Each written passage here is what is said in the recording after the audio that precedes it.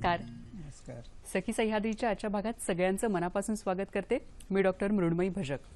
GST लागू होऊन 3 आठवडे उलटून गेलेले आहेत. सुरुवातीची जी साशंकता होती किंवा लोकांचं जे गोंधळलेपण होतं, चिंताग्रस्त वातावरण होतं, ते आता बरंचसं निवळलेलं आहे. पण तरीही जीएसटीचा आवाकाच एवढा मोठा आहे की जीएसटी संदर्भात अजूनही लोकांच्या मनात अनेक प्रश्न आहेत, शंका आहेत. छोटे व्यापारी असोत, उद्योगपती असोत, व्यावसायिक असोत, दुकानदार असोत किंवा सर्वसामान्य नागरिक असोत, प्रत्येकाच्या मनात जीएसटी बद्दल काही ना काहीतरी प्रश्न आणि शंका आहेतच. आणि ह्याच अनुत्तरित प्रश्नांना उत्तर देण्यासाठी आजच्या कार्यक्रमाची आहे. आजचा विषय लक्षात घ्या सखी सह्याद्रीचा, जीएसटी म्हणजेच वस्तू व सेवा कर, अधिक माहिती. याविषयी मार्गदर्शन करण्यासाठी या विषयातील तज्ज्ञांना आज आपण इथं आमंत्रित केलेलं आहे. त्यांचं स्वागत करूया. आपले पहिले तज्ज्ञ आहेत श्री अजय बोंडे. नमस्कार सर. कार्यक्रमात आपलं मनापासून स्वागत करते. अजय बोंडे हे उपायुक्त आहेत स्टेट जीएसटीचे. त्याचप्रमाणे आपले जे दुसरे तज्ज्ञ आहेत ते आहेत श्रीकांत अवचार सर. नमस्कार सर. कार्यक्रमात आपलं मनापासून स्वागत करते. अवचार सर हे उपायुक्त सेंट्रल जीएसटीचे आहेत. या दोन्ही तज्ज्ञांकडून आपण या कार्यक्रमातून माहिती करून घेणार आहोत. तुमच्या मनात जर काही प्रश्न असतील, शंका असतील तर जरूर फोन करा. त्यासाठी आमचे जे दूरध्वनी क्रमांक आहेत ते मात्र टिपून घ्या. आमचे दूरध्वनी क्रमांक असे आहेत 24908050 आणि 24988050. 022 हा आहे एसटीडी कोड मुंबई बाहेरील सगळ्या प्रेक्षकांसाठी आणि मोबाईल धारकांसाठी. कार्यक्रमाला आपण सुरुवात करणार आहोत, पण नेहमीच्याच 2 सूचना मात्र लक्षात ठेवा. एक म्हणजे जेव्हा तुम्ही फोन कराल तेव्हा तुमच्या टीव्हीचा आवाज हा अगदी कमी असू द्यात. आणि आजचा विषय लक्षात घ्या, जीएसटी अधिक माहिती. विषयाला अनुसरूनच आपले प्रश्न असू द्यात. तर सुरुवात करूया. सर, पुन्हा एकदा दोघांचंही मनापासून स्वागत करते. बोंडे सर, तुम्हाला विचारावंसं वाटतं की आता बऱ्यापैकी लोकांना जीएसटी बद्दलची जी बेसिक माहिती हवी होती ती मिळालेली आहे, पण आता सगळेजण एका ट्रान्झिशनमध्ये आहेत. तर ट्रान्झिशनल प्रोव्हिजन्स जीएसटी मध्ये आहेत, तर त्याबद्दल थोडंसं सांगा. आता जवळजवळ जीएसटी कायद्याची अंमलबजावणी सुरू होऊन जवळजवळ 20-21 3 आठवडे उलटलेले आहेत. बऱ्यापैकी लोकांचा जो गोंधळ होता जीएसटीचा, बिल कसं इश्यू करायचं, केव्हा इश्यू करायचं, याविषयी वेळोवेळी ही माहिती शासनाकडून प्रसारित करण्यात आलेली आहे. आणि त्याविषयीची साशंकता आता जवळजवळ संपलेली आहे. आता लोकांच्या मनात थोडे काही जे संभ्रम आहेत ते म्हणजे जीएसटी कुठे लावायचं, म्हणजे कोणत्या ट्रान्झॅक्शनवर लावायचा, कोणत्यावर लावायचा नाही, बरोबर, किंवा कोणत्या गोष्टी या बंद झालेल्या आहेत, कोणत्या प्रकारचे टॅक्सेस बंद झालेले आहेत की ते आमच्याकडनं कोणी वसूल करू नये, बरोबर, या अशा प्रकारच्या काही राहिलेल्या आहेत. आणि काही लोकांच्या मनात अजूनही एक जुना कायदा, विक्रीकर कायदा जो होता तो, आणि आता सर्व्हिसेस म्हणजे कोणत्या ट्रान्झॅक्शनला आपण सेवा म्हणायचं किंवा वस्तू म्हणायचं आणि काय त्याच्यावरती रेट ऑफ टॅक्स लावायचा, याविषयी काही लोकांच्या मनात अजून प्रश्न आहेत. बरं. तर आणि त्यानंतर दुसरं असं की आमच्याकडे जो स्टॉक पडून होता, म्हणजे त्याविषयीची काही लोकांच्या मनात एक साशंकता असावी. तर त्या दृष्टीने जर लोकांचे काही प्रश्न असतील तर याविषयी वेळोवेळी सीबीएसई कडून किंवा महाराष्ट्र शासनाकडून उत्तरं देण्यात आलेली आहे, हेल्प डेस्क वरनं आणि ईमेल मार्फत, किंवा तशा पुस्तिका सुद्धा सीबीएसईने आणि जीएसटी काउन्सिलच्या आज्ञेनुसार प्रकाशित करण्यात आलेल्या आहेत. तर त्या दृष्टीने असं वाटतंय की बऱ्यापैकी जीएसटीची जी आम्हाला अपेक्षित सुरुवात होती किंवा इंडस्ट्रीला जी अपेक्षित सुरुवात होती ती अपेक्षित सुरुवात झालेली आहे. आता काही टीथिंग प्रॉब्लेम जे म्हणतात, नवीन एक कायदा येतो आणि तो जवळजवळ एक 17 कायदे एका राज्याचे रिप्लेस करतो, म्हणजे बदलतो. तसंच मला वाटतं प्रत्येक राज्यातही तीच परिस्थिती आहे. केंद्राचे सुद्धा जवळजवळ 3 ते 4 कर कायदे हे संपुष्टात आलेत आता प्रॅक्टिकली, आणि त्याच्याऐवजी जीएसटी आला. तर हा पूर्ण बदल एकच वेळेला आत्मसात करणं आणि त्याचं इम्प्लिमेंटेशन करणं, एक मोठ्या व्यापारी लेव्हलला ते शक्य आहे, पण एक मधल्या लेव्हलचा जो व्यापारी आहे, लहान व्यापारी आहे, आणि दुसरा म्हणजे सर्वसामान्य, तो दुकानात येऊन दुकानदार त्याला काहीतरी गोष्टी सांगतो की बाबा हे असं झालं, याची किंमत वाढली, तर ही साशंकता अजून काही प्रमाणात आहे असं जाणवतंय. असे शासनाकडे बरेचसे लोकांच्या कंप्लेंट्सही येत आहेत किंवा लोकांचं म्हणणंही मांडलं जात आहे. तर त्या दृष्टीने आम्ही इथे उत्तर द्यायला मला अवचार सर, तुम्हाला विचारावंसं वाटतं, जसं आता एक सरांनी मुद्दा उपस्थित केला की एखादा प्रोडक्ट आहे किंवा एखादा माल आहे तो तयार झालेला आहे दुकानामध्ये आणि त्याविषयीचा पूर्वीचा जो कर होता तो ऑलरेडी भरलेला आहे दुकानदारांनी, आणि आता मग नवीन कर पण त्यांना भरावा लागणार का? कारण 1 जुलैच्या आधी जर माल तयार झाला असेल तर आज 1 जुलै नंतर तो विकताना दोन्ही कर भरावे लागतील का? त्या संबंधित काय योजना आहेत? नाही, हे पहा, ह्या कायद्यामध्ये ट्रान्झिशनल प्रोव्हिजन्स ज्याला जसं तुम्ही टेक्निकल त्याचं नाव एकदम योग्य जे घेतलं, त्याच्यामध्ये सर्व सिनॅरिओ जे आहेत ते पूर्णपणे कव्हर झालेले आहेत.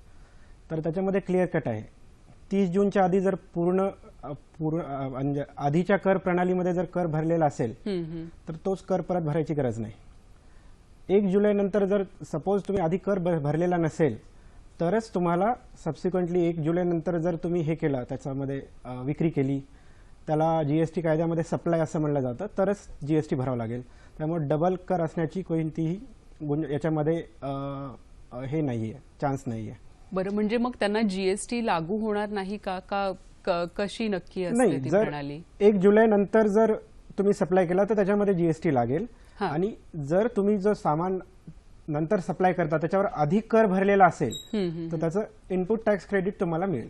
अच्छा, म्हणजे तो कर वजा होईल आधी वजा भरलेला. होईल, बरोबर. आणि दुसरा एक हे जसं आपण ट्रान्झिशनल प्रोव्हिजन्स बद्दल बोलतोय तर मला त्याच्याबद्दल हे म्हणायचं आहे की बेसिकली GST आता येऊन 3 आठवडे झाले जसं तुम्ही म्हटलंय, तर 3 घटक त्याच्यानी मेनली अफेक्ट होत आहेत. एक तर कर्मचारी, दुसरे म्हणजे व्यापारी आणि तिसरे म्हणजे ग्राहक. बरं. आणि आपण सगळेच जाणतो की सध्याचं युग जे आहे हे सोशल मीडियाचं युग आहे. तर सोशल मीडियाचे जसे फायदे तसे तोटे पण आहेत. तर GSTच्या बाबतीत पण बरेच मेसेजेस असे सर्क्युलेट होत आहेत ज्याच्यामध्ये तथ्य नाहीये, त्याला तुम्ही अप्रचारही म्हणू शकता. त्याच्यामध्ये कदाचित ग्राहकामध्ये किंवा व्यापाऱ्यामध्ये पण भीती निर्माण करण्याचा पण हे असू शकेल. बरोबर आहे. तर माझी सर्व प्रेक्षकांना ही विनंती आहे की तुम्हाला कोणताही मेसेज येतोय तर जोपर्यंत तुम्हाला ऑथेंटिक सोर्सकडनं काही माहिती येत नाहीये तोपर्यंत त्या मेसेजवर विश्वास तुम्ही ठेवू नका. आणि ऑथेंटिक सोर्सेस काय आहेत ते तुम्हाला आम्ही इथे प्रोग्राममध्येही सांगू. आणि तुम्ही जे सरकारचे वेबसाईट्स आहेत ते तुम्ही ऑथेंटिक वेबसाईटवरनंच तुमची इन्फॉर्मेशन गोळा करावी अशी मला विनंती आहे. त्याच्यामुळे बरेच जे टीथिंग प्रॉब्लेम्स आहेत सॉल्व्ह होतील. कारण की कोणताही नवीन कर प्रणाली जेव्हा पहिल्यांदा येते तेव्हा टीथिंग प्रॉब्लेम ऍक्च्युअली इन्फॉर्मेशनची डिफिशियन्सी जी असते ती असते.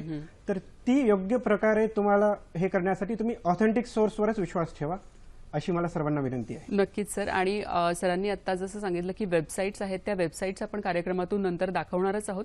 पण कार्यक्रमातला पहिला फोन येतोय तो आपण घेऊया. मुकुंदराव काळे आपल्याशी बोलतायत बुलढाण्याहून. नमस्कार, बोला. नमस्कार मॅम. नमस्कार. मला अजय सरांना एक प्रश्न विचारायचा होता.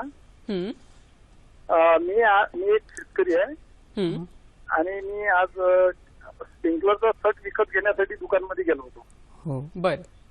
तर तिथं मागच्या वेळेस त्याच्या किमती वाढलेल्या आहेत आणि मी त्यांना विचारणा केली तर ते म्हणत या उत्पादनावर GST कर लागू केला तर शेतकऱ्यांच्या उत्पन्नावर बी GST लागू आहे की नाही आहे? ओके, नक्कीच. धन्यवाद सर. काय सांगाल सर की असं म्हटलं जातं की कृषी क्षेत्रात GST लागू आहे की नाही, हा एक महत्वाचा प्रश्न आहे. याचं उत्तर आता सरळ द्यायचं म्हटलं तर GSTच्या कार्यकक्षेत आपण सर्व वस्तू आणि सेवा घेतलेल्या आहेत. बरं. त्याच्यामुळे तात्विकदृष्ट्या कर लागणार आहे, परंतु शासनाला एक पॉवर आहे एक्झेम्पशन द्यायची. तर त्या एक्झेम्पशन खाली शेतकऱ्यांनी कुठलंही नोंदणीकरण करू नये असं एक एक्झेम्पशन दिलेलं आहे. म्हणजे शेतकऱ्यांना त्याच्या शेतमालाशी संबंधित वस्तूंविषयी GSTचा कायदाच लागू होणार नाहीये. अच्छा. त्यामुळे शेतकऱ्यांनी तयार केलेल्या शेतमालाच्या वस्तूंवर कुठलाही कर लागणार नाहीये.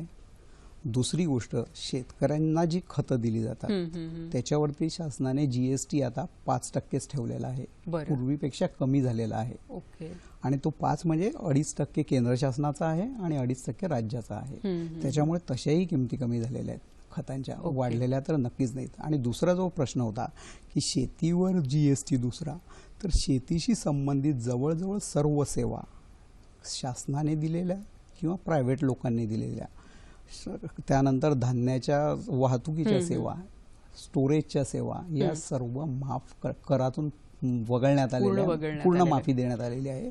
त्यामुळे जे आपल्याला सांगण्यात आलेलं आहे त्यात काहीतरी चूक आहे आपण त्याविषयी डिटेल त्याचं बीजक वगैरे घेऊन आपण आमच्या हेल्प डेस्कला कंप्लेंट करू शकता आणि त्याच्यावरती किंवा नजीकच्या आपल्या जर घाई असेल तर आपण नजीकच्या ऑफिसमध्ये जाऊन सुद्धा सेल्स टॅक्सच्या ही कंप्लेंट देऊ शकता आणि त्याविषयी केंद्र शासनाने आणि राज्य शासनाने सांगितलेलंच आहे की जो अँटी प्रॉफिटरिंग चा जो कलम आहे 171 यानुसार ज्या वस्तूंवरती कराचा बोजा कमी झालेला आहे किंवा सेवांवर किंवा ज्या सेवा किंवा वस्तूंवरती पूर्वी इनपुट टॅक्स क्रेडिट मिळत नव्हतं ते जर मिळत आहे अशा ज्या गोष्टी आहेत. त्यानंतर आपल्या महाराष्ट्रामध्ये कॉर्पोरेशन एरियामध्ये LBT लागायचा, मुंबईमध्ये ऑक्ट्रॉय लागायचा. तर हे माफ झाले तर याच्या रेशोमध्ये म्हणजे याच्या त्या प्रमाणामध्ये किमती या कमी झाल्या पाहिजे अशी शासनाला आणि कायद्याला सुद्धा अभिप्रेत आहे आणि त्यानुसार जर हे योग्य नाहीये असं जाणवलं तर शासन योग्य ती कारवाई त्या व्यापाऱ्यावर करू शकतं. आणि अवचार सर, आता जसं त्यांनी प्रश्न विचारला की शेतीसाठी जी अवजारं लागतात किंवा जी उपकरणं लागतात तर त्यावरती GST कसा ऍप्लिकेबल आहे? आता ऍक्च्युली ते अवजार म्हणजे कोणतं इन्स्ट्रुमेंट आहे त्याच्यावर ते डिपेंड करतं. पण मी थोडं मागं जाऊ. त्यांचा प्रश्न होता की शेती उत्पन्नावर GSTचा काय प्रभाव आहे. तर पहिल्यांदा मला हे सांगायचं आहे इथे सर्व प्रेक्षकांना की GST हा अप्रत्यक्ष कर आहे आणि उत्पन्नावरील कर तो हा प्रत्यक्ष कर असतो, तो इन्कम टॅक्स ज्याला आपण म्हणतो. तर ऑलरेडी इन्कम टॅक्स जो आहे शेतीमधल्या जो इन्कम आहे शेतकऱ्यांचं त्याच्यावर इन्कम टॅक्स लागत नाही. त्याच्यामुळे तो मुद्दा जो आहे की शेतीच्या इन्कमवर GST लागेल का त्याच्यामध्ये संभ्रमाची काही कारण नाहीये. GST हा अप्रत्यक्ष कर आहे. दुसरं म्हणजे सरांनी जसं सांगितलं त्याच्यानंतर सरकारने ही काळजी घेतलेली आहे की शेतीच्या संदर्भात जे जे घटक आहेत जसं माल आहे त्यांचे इनपुट्स जे आहेत तर फर्टिलायझर्सवर कमीत कमी टॅक्स आहे आणि बाकीचे पण इक्विपमेंट्स जे आहेत. आता तुम्ही मला डायरेक्टली अवजाराबद्दल विचारायचं ते कोणतं आहे त्याच्यावरनं आपल्याला ते बघावं लागेल. पण सरकारने पूर्णपणे काळजी ही घेतलेली आहे की ते आयदर 0% असतील किंवा 5% असेल. आणि दुसरी एक अजून समोर जाऊन सरकारने अजून एक पाऊल हे उचललेलं आहे की शेतीच्या संदर्भात ज्या सेवा आहेत जसं की माल वाहतूक करणे शेतीचा त्या पण सर्व 0 किंवा ऑलमोस्ट एक्झेम्प्टेड कॅटेगरीजमध्ये आहेत. तर त्याच्यामुळे मला नाही वाटत की शेती संदर्भात काही निगेटिव्ह इम्पॅक्ट GSTचा होईल. पॉझिटिव्हच होणार आहे जो की इनपुट टॅक्स क्रेडिटच्या बेनिफिटमुळे उत्पादकाला होईल जसं की बोंडे सरांनी आपल्याला सांगितलं. नक्कीच सर. म्हणजे जर जसं आता दोन्ही आपल्या तज्ज्ञांनी सांगितलेलं आहे की कृषी क्षेत्रावर कशा प्रकारे GST लागू झालेला आहे आणि त्या उपर जर असं काही झालं किंवा अशा काही घटना घडत असतील की जिथे गरज नसताना जास्त टॅक्स किंवा GSTच्या नावाखाली जास्त किंमत वाढवली जातीये तिथे नक्कीच तुम्ही नजीकच्या केंद्रात किंवा शासनाकडे याची तक्रार करू शकता. आपल्याला अंधेरीहून एक फोन येतोय. भावना साखळकर आपल्याशी बोलतायत. नमस्कार, बोला. नमस्कार. नमस्कार. मी भावना साखळकर बोलते. बोला, आपला प्रश्न विचारा. मी रेस्टॉरंट मध्ये गेले तर रेस्टॉरंट मध्ये जे काय 1000 रुपयाचं बिल आलं त्याच्यावर त्यांनी 18% टॅक्स GST लावला. तर मी त्यांना म्हटलं की मेन्यू कार्ड मध्ये तुमची जी प्राइस पूर्वीची दिलेली आहे तर त्याच्यात तर पूर्वीचा सेल्स टॅक्स असणार ना. तर मग आता असं दिसतंय की वस्तूच्या किमती आमच्यासाठी 18% वाढलेल्या आहेत आणि ह्या लोकांकडे माल तर पूर्वीच असणार. आणि मी त्यांना म्हटलं की आता ही पूर्वीची जी काही तुमची प्राइस आहे त्याच्यात हा टॅक्स पूर्वीचा इन्क्लुडेड असेल तर म्हटलं तुम्ही आम्हाला दाखवत नव्हते. पूर्वी ही पद्धत नव्हती टॅक्स वेगळा दाखवण्याची. पण टॅक्स दाखवत नव्हते म्हणजे टॅक्स पे केलेला नाहीये असं नाहीये ना. तर आता मेन्यू कार्डवर असेल की प्रत्येक गोष्टीची किंमत 18% आम्हाला जास्त द्यायला लागते. बरं, दुसऱ्या दिवशी मी होम डिलिव्हरी दुसऱ्या हॉटेलमधनं मागवलं तर त्यांनी त्याच्यावर 12% लावले होते. म्हणजे ही सगळी लुटालूट ह्याच्यात ट्रेडर्सचा फायदा होतोय आणि कॉमन मॅनचं सगळे भाव वाढलेले आहेत ना. तर मग कसले अच्छे दिन. नक्कीच. धन्यवाद भावनाताई. तुमच्या प्रश्नाचं उत्तर आपण जाणून घेऊया. सर, दोन त्यांचे प्रश्न होते. एकदा 18% त्यांना लागला गेला आणि एकदा 12% कर लागला गेला. तर मुळात रेस्टॉरंटच्या ज्या प्राइजेस आहेत म्हणजे ज्या मेन्यू कार्डमध्ये लिहिलेल्या असतात तर त्याच्यावर GST लागणं अपेक्षित आहे का कसं, म्हणजे नक्की काय आहे प्रोव्हिजन? मॅडम, ह्या गोष्टींना आपण 2 प्रकारे पाहूया. मी आधी उत्तर असं देतो. पूर्वी व्हॅटच्या काळामध्ये आपण महाराष्ट्र शासनाने या सर्व लोकांसाठी एक आपसमेळ योजना म्हणून आणलेली होती. त्याच्यात रेट ऑफ टॅक्स त्याला न म्हणता आपण त्याला 5% त्यांच्याकडनं कर वसूल करत होतो आणि तो त्यांना बिलात आकारायला परवानगी नव्हती. म्हणजे एखादी त्यांनी वस्तू विकली म्हणजे हॉटेलमध्ये 100 रुपयाची जर प्लेट असेल तर त्यातनं ते 5 रुपये शासनाला द्यायचे, पण लिहिताना मेनू कार्डमध्ये ते 100 रुपयेच लिहायचे. असा तो पूर्वी टॅक्स होता. पण त्या आपसमेळ योजनेमध्ये शासनाने अशी अट घातली होती की त्यांना कोणताही इनपुट टॅक्स क्रेडिट मिळणार नाही. म्हणजे त्याला तो टॅक्स गोळा करायचा नव्हता, पण त्याला त्याच्या त्या किमतीतनं शासनाकडे भरायचा होता आणि त्याने घेतलेल्या वस्तूंवरती त्याला कुठलंही वजावट मिळणार नव्हती. GSTमध्ये आता 2 गोष्टी घडलेल्या आहेत. म्हणजे थोडं की ज्या हॉटेलमध्ये AC नाही त्या हॉटेलसाठी रेट ऑफ टॅक्स हा 12% झालेला आहे. त्याच्यामुळे ही प्रायमा फेसी वाढ ही दिसते. पण हे 12% जेव्हा शासनाने टॅक्स वाढवला तेव्हा त्यांना पूर्णपणे इनपुट टॅक्स क्रेडिट दिले. म्हणजे त्यांनी खरेदी केलेलं समजा ऑइल आहे, गॅस आहे, त्यांनी वापरलेल्या सेवा आहेत, यांचा सर्वांची त्याला या टॅक्समधून वजावट मिळते. त्यामुळे हॉटेलमध्ये किमती एवढ्या वाढणं हे अपेक्षितच नाही आहे. आता दुसरा प्रश्न राहिला 18%चा. तर हे जे आपण हॉटेलमध्ये गेला असाल, हे हॉटेल नक्कीच याचा कुठला तरी एखादा भाग किंवा पूर्ण हॉटेल AC असेल किंवा याच्यामध्ये एक मद्य विक्रीचं लायसन्स दिलेलं असेल.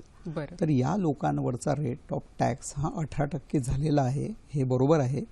परंतु पूर्वी या लोकांना सुद्धा महाराष्ट्र शासनाचा 5% टॅक्स भरावा लागत होता आणि त्याला कुठलीही वजावट मिळत नव्हती.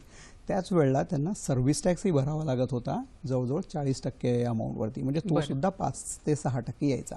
म्हणजे असं त्यांच्यावरचं टॅक्सची बर्डन ज्याला म्हणतो आपण, त्या 100 रुपयामध्ये हे 10-11 रुपयाचं बर्डन होतंच.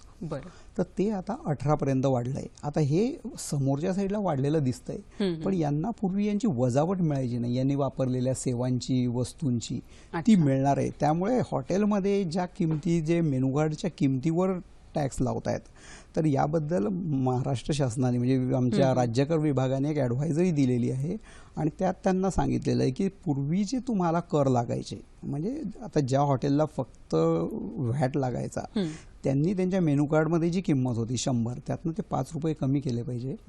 त्यानंतर त्यांना आता आपण 12% लावणार आहोत, म्हणजे 6% केंद्राचा, 6% राज्याचा.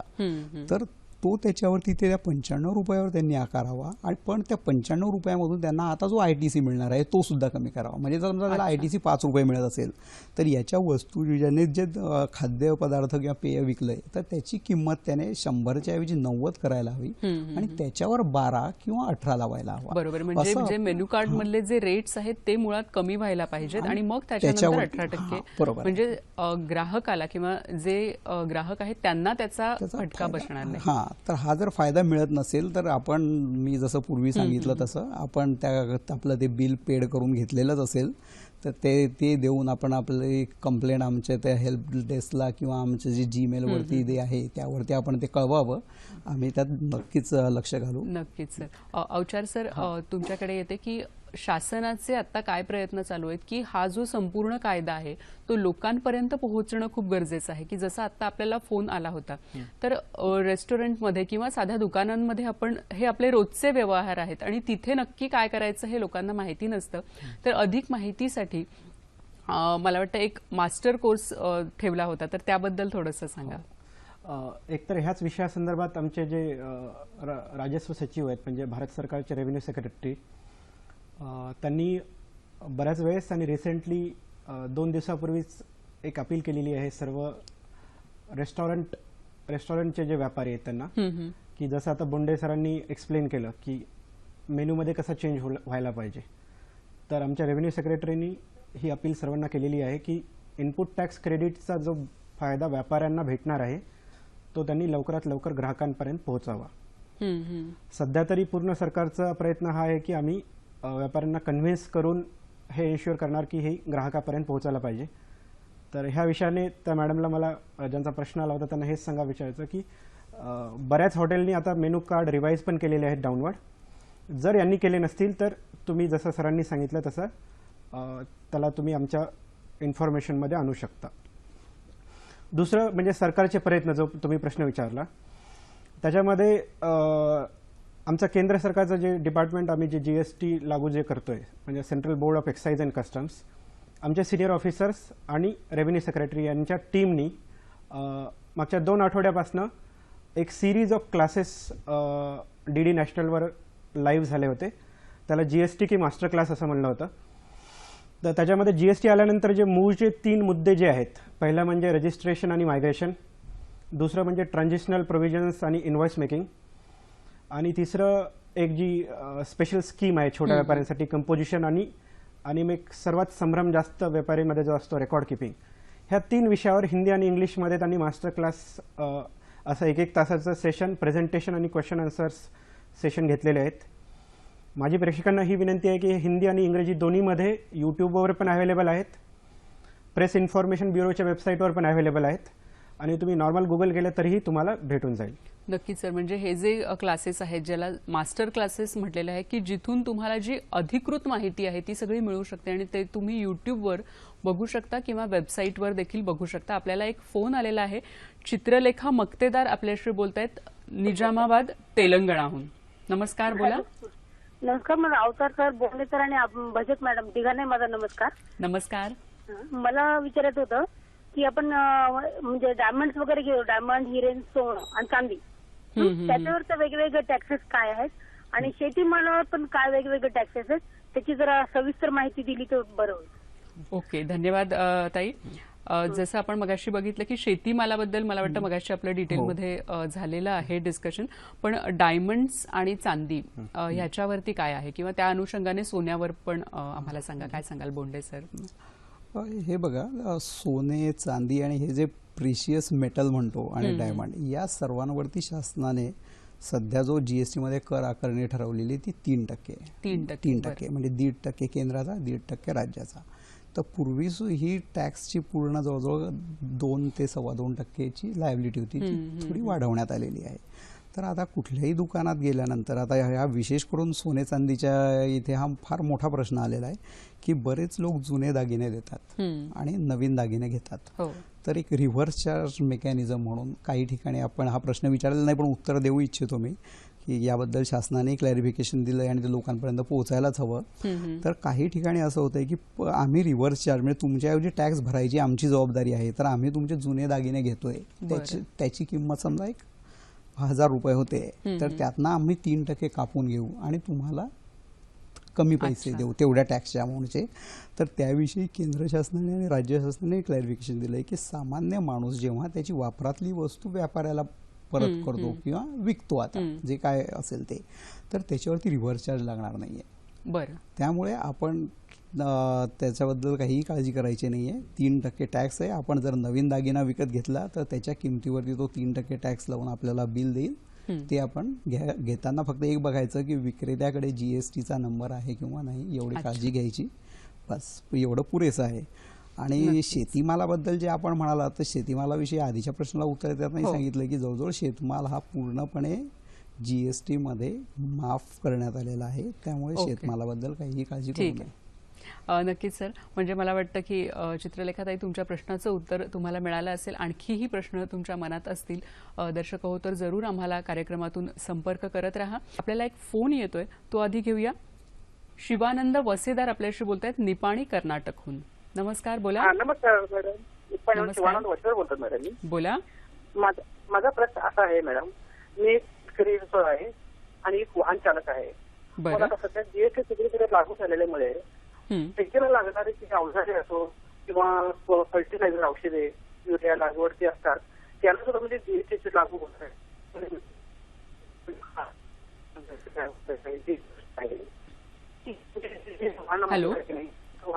हॅलो, खतांवर GST लागू होतोय का, असा तुमचा प्रश्न आहे ना? हा, ते एक आहे.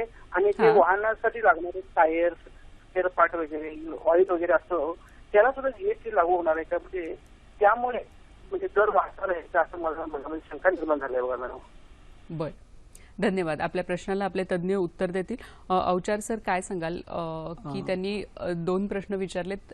एक तर खतांचा मुद्दा आपला पुन्हा एकदा झालेला आहे, पण वाहनांसाठी जे काही लागतात, टायर्स आहेत, ऑइल्स आहेत, तर त्यासाठी GSTचा आकार कसा आहे?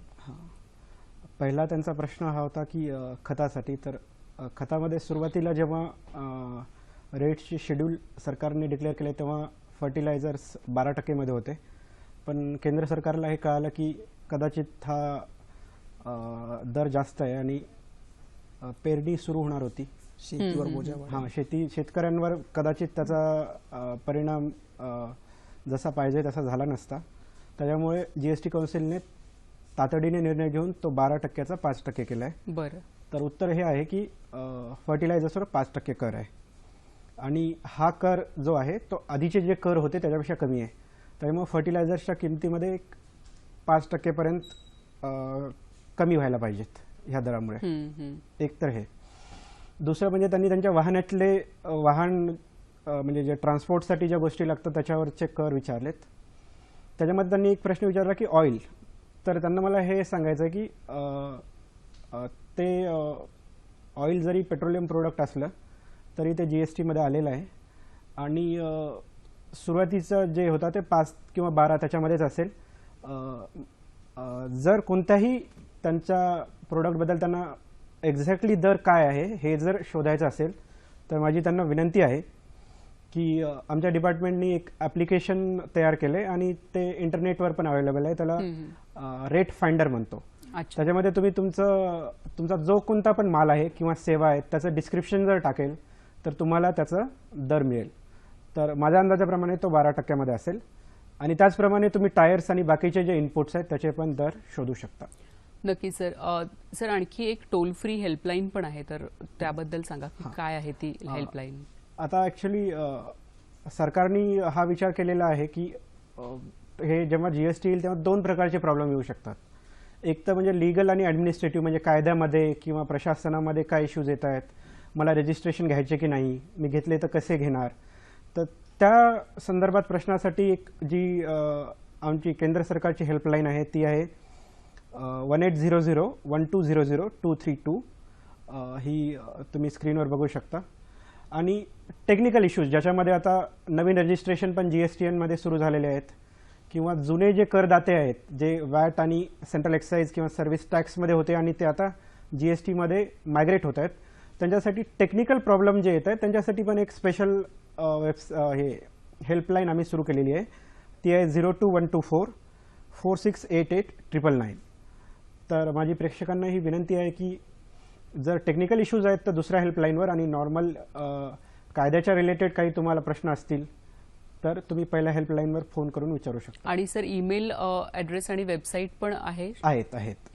जसं नॉर्मल cbcmitra.helpdesk@icegate.gov.in हे आहे आणि त्याचप्रमाणे महाराष्ट्राची पण mgst.helpdesk@gmail.com अशी वेबसाईट आहे. आणि त्याचबरोबर माझी प्रेक्षकांना ही विनंती आहे की cbc.gov.in तुम्ही फक्त CBC जर गुगलमध्ये सर्च केलं तर पहिलाच सर्च ऑप्शन तो होईल. त्या वेबसाईटवर तुम्हाला गेलात तर सर्व हेल्पलाईन्स, हेल्प डेस्क यांचे सर्व लिंक तुम्हाला पहिल्या पेजवरच मिळतील. तर CBC तुम्ही जर गुगल केलं तर तुम्हाला cbc.gov.in त्याच्यामध्ये तुम्हाला संपूर्ण माहिती इंग्लिशमध्ये आणि हिंदीमध्ये दोन्ही भाषामध्ये तुम्हाला 24 तास उपलब्ध आहे. नक्कीच. म्हणजे हे जे आता आपण टोल फ्री क्रमांक दाखवले ते खरंच खूप महत्त्वाचे होते आणि दर्शकांसाठी वेबसाईट आहे, त्याचप्रमाणे हे टोल फ्री नंबर्स देखील आहे. त्याचप्रमाणे जसं सरांनी सांगितलं की एक ॲप आहे ते तुम्ही तुमच्या मोबाईलमध्ये, तुमच्या स्मार्टफोनमध्ये तुम्ही जर डाउनलोड केलं तर कोणत्याही वस्तूची किंमत किती असायला पाहिजे आणि अधिकृत किंमत किती असायला पाहिजे ते तुम्हाला कळू शकेल. सर, महाराष्ट्र गव्हर्नमेंटची देखील एक ईमेल ID आहे, तर त्याबद्दल सांगा. मी आधीच्याच प्रश्नाचं थोडं उत्तर देतो. त्या ॲपचं जे नाव आहे GST रेट फाइंडर ॲप म्हणून आहे. तर हे जर म्हणजे प्रिसाइजली हा शब्द जर टाकला तर तुम्हाला ते लगेच डाउनलोड करता येईल. तुमच्या मोबाईलमध्ये अँड्रॉइडचं सुद्धा आहे. आणि आता जे रेट ऑफ टॅक्स आहेत, पूर्वी जसं केंद्राचे रेट वेगळे असायचे, राज्याचे वेगळे असायचे, आता तसं काही नाही, दोघांचे रेट सारखेच आहेत. त्यामुळे आपण हे ॲप सेंट्रल गव्हर्नमेंटचं वापरा किंवा स्टेट गव्हर्नमेंटचं वापरा, काही फरक पडणार नाही आहे. दुसरं, आता राज्य शासनाने यासाठी काय केलं आहे तर राज्य शासनाने पूर्वीचं एक नोडल ऑफिसर नावाचा एक कन्सेप्ट होता. हा पूर्वीच्या आपल्या सर्व व्हॅट डीलरला माहिती असेल. तर आम्ही आमच्या डिपार्टमेंटसाठी जे काही टेक्निकल प्रॉब्लेम असतात याचे, तर पहिलं आम्ही सर्वांना असं सांगतो की तुम्ही तुमच्या नोडल ऑफिसरकडे जा, त्यांना विचारा, ते तुम्हाला मदत करतील आणि टेक्निकल प्रॉब्लेम म्हणजे जे कम्प्युटरचे आहे, सॉफ्टवेअरचे ते सोडवतील, तुमच्या प्रिलिमिनरी गोष्टींची उत्तरं देतील. त्यानंतर दुसरं आम्ही केलं की प्रत्येक आमच्या ऑफिसमध्ये एक सुविधा केंद्र सुरू केलेलं आहे की हे अर्ज करणं, ऑनलाईन अर्ज करणं, ऑनलाईन कसं करायचं, काय असतं, कुठे बघायचं. तर याविषयी प्रत्येक विक्रीकर खातं, म्हणजे आता त्याला राज्यकर म्हणूया आपण, त्या खात्यात हे हेल्प डेस्क सुरू केलेले आहेत. आपण तिथे जाऊन ही माहिती घेऊ शकतात. तालुक्याच्या ठिकाणी सुद्धा आम्ही काही फ्रँचायझी सारखं नेमलेलं आहे. शासनाचेच ते लोक नाही आहेत, पण शासनाच्या देखरेखीखाली ते लोकांना या सेवा पुरवणार आहेत सर्वच्या सर्व जीएसटीच्या संदर्भात. प्रत्येक जिल्ह्यामध्ये केलेलं आहे. प्रत्येक तालुक्याच्या ठिकाणी ही सुविधा केंद्र आम्ही सुरू केलेली आहे. तर तिथे जाऊन तुम्ही त्याचा फायदा घेऊ. ते एक नॉमिनल चार्जेस घेऊन तुमचे फॉर्म भरणं, फॉर्म डाउनलोड करणं, अपलोड करणं, रजिस्ट्रेशनचे अर्ज भरणं, कॉम्पोजिशनचे अर्ज भरणं, हे सर्व मदत करणार आहे. आणि त्यानंतर महावॅट.gov.in ही जी आमची वेबसाईट आहे, यावरती तुम्हाला सर्व जी नोटिफिकेशन किंवा कायदा, रूल किंवा नवीन येणारी माहिती किंवा शासनाने याविषयी प्रसिद्ध केलेली सर्क्युलर्स ही अवेलेबल आहेत. आणि त्यानंतर तुम्हाला जर खूप काहीतरी लिगल क्वेरीज असतील किंवा टेक्निकल क्वेरीज असतील तर mgst.helpdesk@gmail.com यावरती आपण ईमेल टाकू शकतात. या ईमेलची उत्तरं आपल्याला आमचं डिपार्टमेंट हे वर्किंग 3 दिवसात, जास्तीत जास्त वर्किंग 3 दिवसात द्यायचा प्रयत्न करत आहे. सध्या आम्ही 2 दिवसातच जवळजवळ सर्व प्रश्नांची उत्तरं दिली आहे. आणि ही उत्तरं देताना शासन बऱ्यापैकी पूर्णपणे काळजी घेत आहे की उत्तरं वेळेत जायला हवीत आणि योग्य प्रकारे जायला हवीत. तर आपण यावरती कळून तुम्ही सर्व प्रश्नांची उत्तरं आमच्याकडनं घेऊ शकता.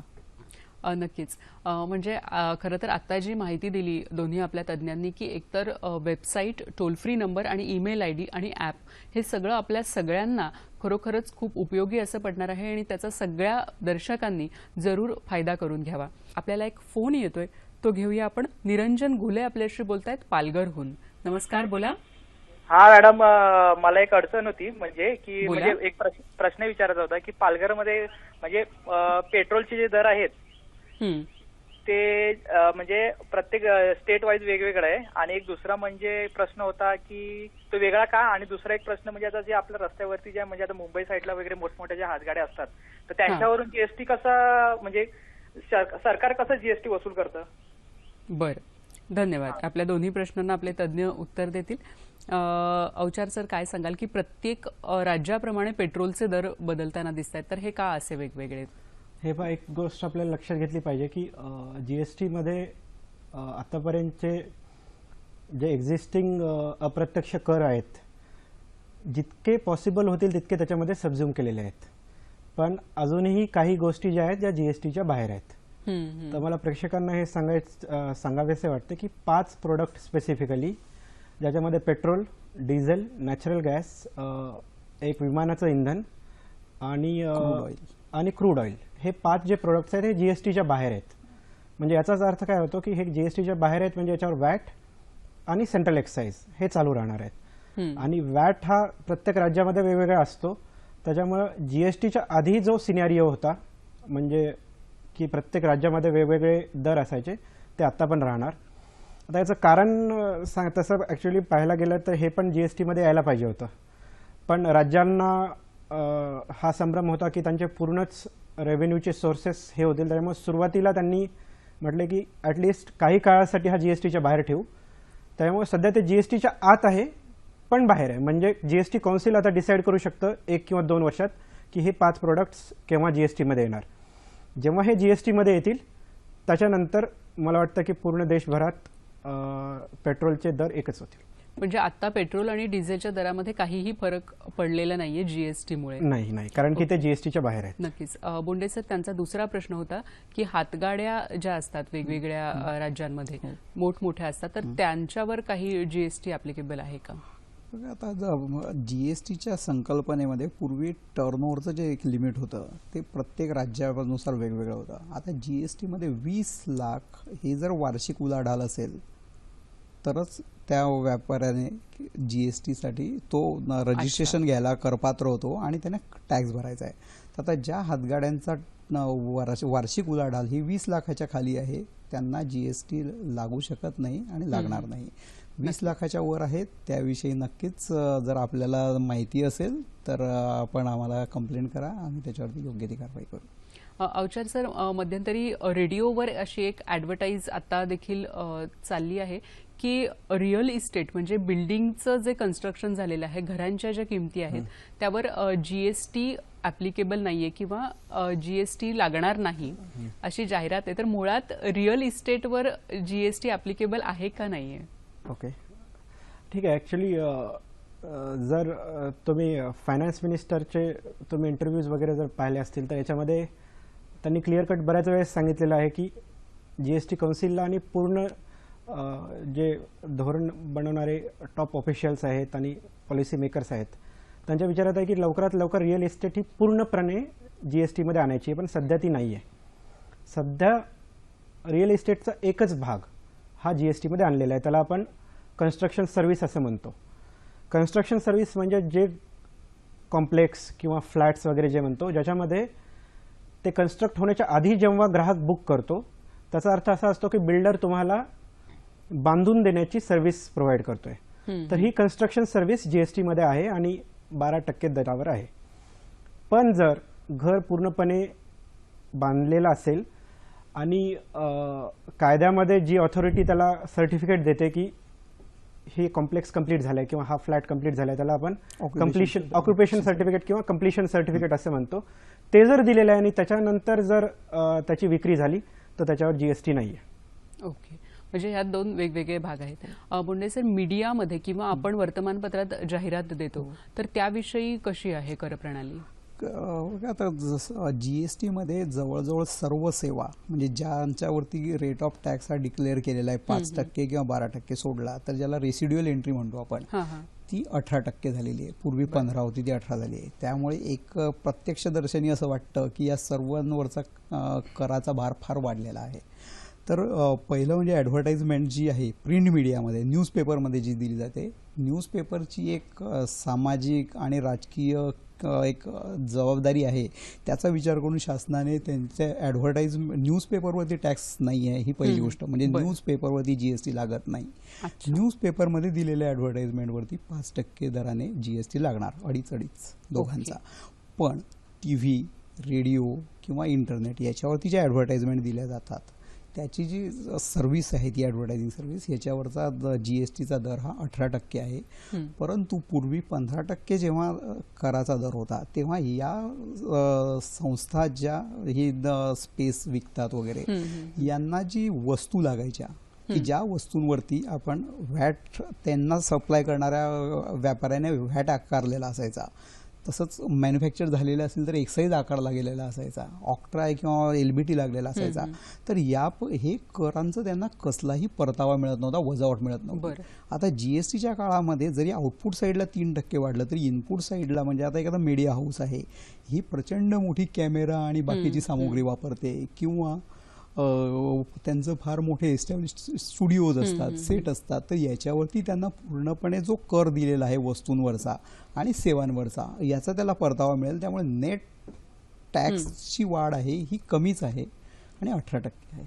नक्कीच. म्हणजे जरी जीएसटीचा कर आपल्याला 18% दिसत असेल तरी मूळ किंमत ही कमी झाल्यामुळे खरं तर आपल्याला ते फायद्यातच पडणार आहे आणि किंमत कमी होणार आहे. अवचार सर, तुम्हाला काय सांगायचं आहे? ॲक्च्युली ना पूर्ण ही जीएसटीची आपण एक लक्षात घ्यायला पाहिजे की पूर्ण जीएसटीची संकल्पना ही ॲक्च्युली इम्पोर्ट टॅक्स क्रेडिट ह्या संकल्पनेवर निर्धारित आहे. आधी कसं होतं, राज्याचा वॅट वेगळा असायचा आणि त्याच्यामध्ये त्यांना त्यांचं क्रेडिट मिळायचं आणि केंद्र सरकार ज्याच्यामध्ये सेंट्रल एक्साईज आणि सर्व्हिस टॅक्स होता तर त्यांना म्हणजे हे दोन वेगवेगळ्या पॅरलल सिस्टम्स होत्या. त्याच्यामुळे कसं व्हायचं, ज्याच्यावर वॅट आहे त्याच्यावर ऑलरेडी एक्साईज लागलेला असायचं पण त्याची वजावट भेटत नव्हते. ह्या जीएसटी कर प्रणालीमध्ये हा अमूलाग्र आणि मेजर त्याला काय म्हणतात फंडामेंटल बदल हा आहे की इनपुटमध्ये जे पण टॅक्स लागतात, आता कारण की टॅक्स एकच आहे त्याचं प्रत्येकाचं पूर्णपणे इनपुट टॅक्स क्रेडिट हे आउटपुटमध्ये भेटणार आहे. त्याच्यामुळे पेपरवर किंवा बिलवर कारण की कायदा हा पण सांगतो की जो पण टॅक्स तुम्ही ग्राहकाकडनं घेणार तो त्याला इनव्हॉइसमध्ये दाखवला पाहिजे. त्याच्यामुळे नजरेत असं येतं की टॅक्स वाढला आहे किंवा त्याचा रेट पण जास्त दिसतोय.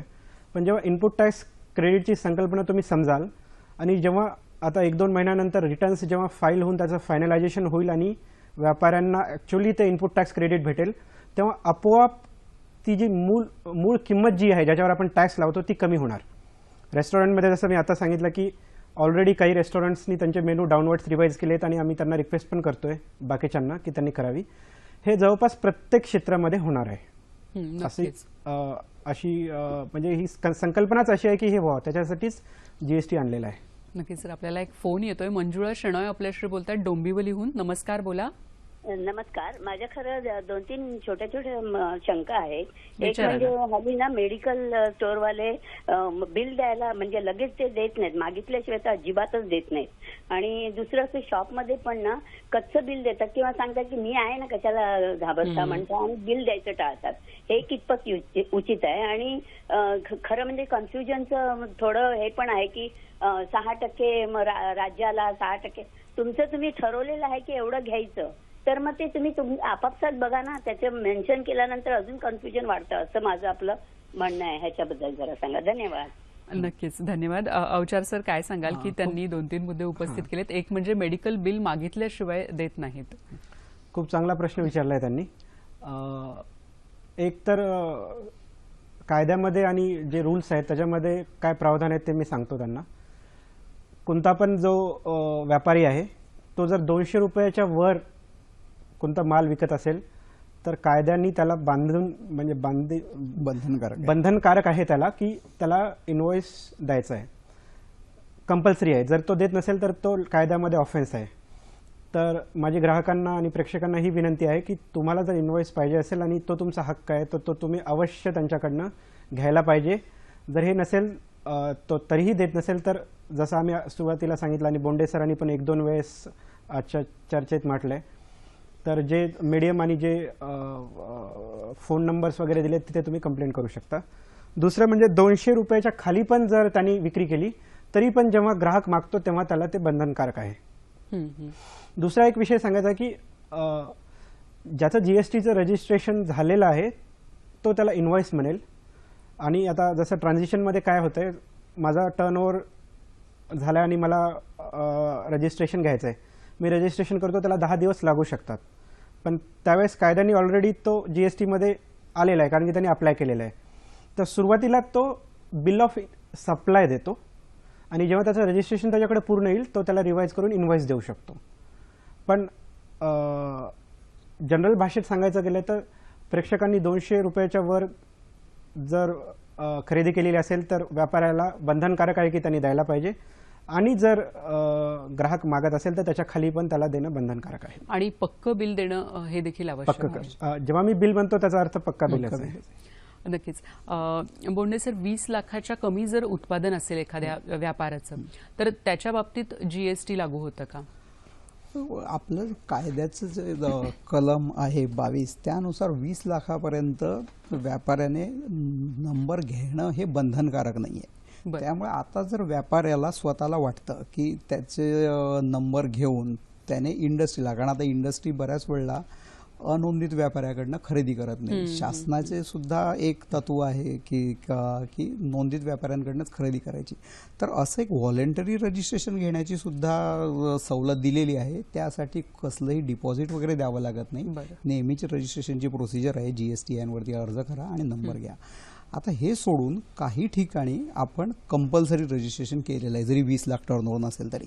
जर आपण आंतरराज्यीय व्यापार करत असाल, म्हणजे महाराष्ट्रातून आपण गुजरातला वस्तू विकत असाल किंवा सर्व्हिस देत असाल तर आपलं टर्नओव्हर 20 लाख नसेल, अगदी 1000 रुपये किंवा 1 लाख रुपये असेल तरी सुद्धा आपल्याला नंबर घ्यावा लागेल.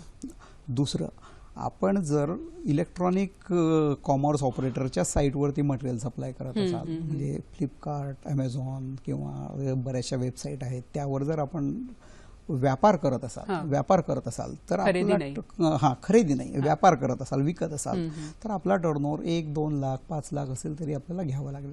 आणि अजूनही कायद्यात काही गोष्टी आहेत ते मला वाटतं सामान्य प्रेक्षकांना म्हणजे जास्त कन्फ्युजन होईल. तर आहे असे अवधान आहेत. आणि त्यानंतर एक GTA सर्व्हिसेस आहे, ट्रान्सपोर्ट सर्व्हिसेस. हे जर एखाद्या फॅक्टरीने घेतल्या किंवा सोसायटीने घेतल्या, कोऑपरेटिव्ह सोसायटीने घेतल्या किंवा एखाद्या पार्टनरशिप फर्मने घेतल्या आणि यांचा टर्नओव्हर जर 20 लाखाच्या खाली असेल तरी यांना नंबर घ्यावा लागेल.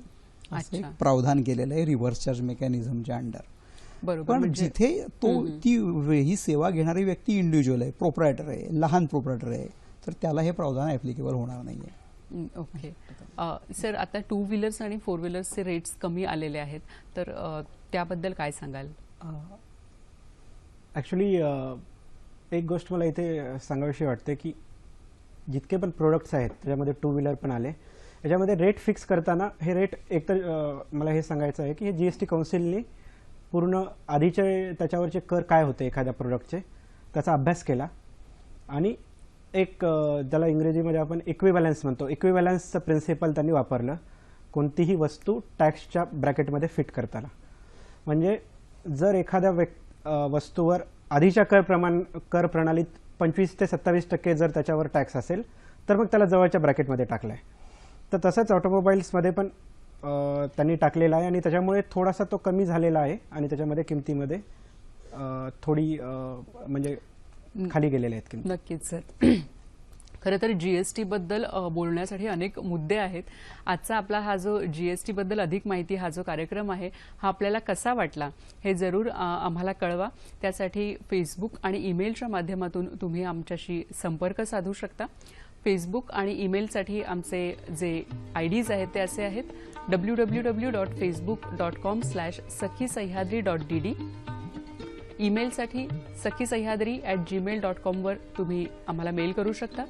त्याचप्रमाणे यूट्यूबवर www.youtube.com/sakhisayhadri या ID वर जाऊन तुम्ही आमचे जे कार्यक्रम आहेत ते बघू शकता आणि ट्विटरवर देखील DD सह्याद्री या ID वर तुम्ही ट्विट करू शकता. तर जरूर आमच्याशी संपर्कात राहा आणि यूट्यूबवर देखील तुम्ही हे सगळे कार्यक्रम बघू शकता. 28 तारखेचा जो आपला कार्यक्रम आहे त्याविषयी आपण आता माहिती करून घेणार आहोत. जागतिक हेपेटायटिस दिनानिमित्तचा खास कार्यक्रम आहे. सहभागी होणार आहेत डॉक्टर आभा नगराल आणि डॉक्टर गीता पिल्ला. आणि सखी सह्याद्रीचा 28 जुलैचा हा आपला विषय आहे जागतिक हेपेटायटिस दिनानिमित्त. तर पाहायला विसरू नका सखी सह्याद्री दुपारी 1 वाजता आपल्या नेहमीच्याच वेळेमध्ये.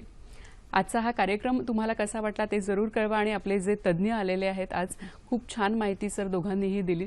सखी सह्याद्रीच्या संपूर्ण टीमतर्फे मी आपली मनपूर्वक आभारी आहे. धन्यवाद. दर्शको, पुन्हा भेटूया सखी सह्याद्रीच्या नवीन भागात नवीन विषयासह.